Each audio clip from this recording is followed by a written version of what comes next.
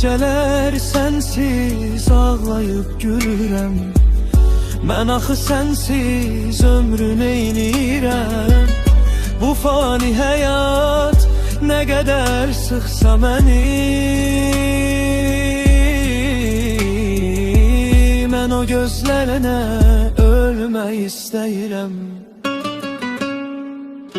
Demişəm ey gözəlim dayan baxar, sensiz o günlərimi geriyə atar.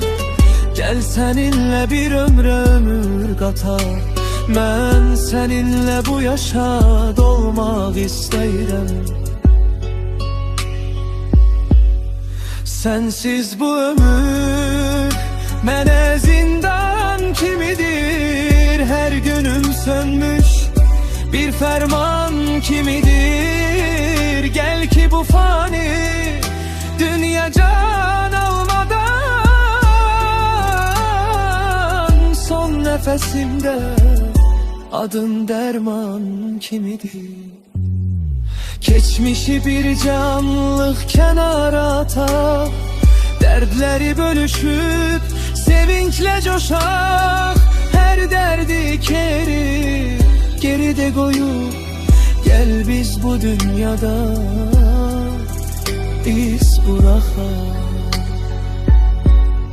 Sensiz bu ömür mənə zindan kimidir, her günüm sönmüş bir ferman kimidir. Gel ki bu fani dünya can almadan, son nefesimde adın derman kimidir?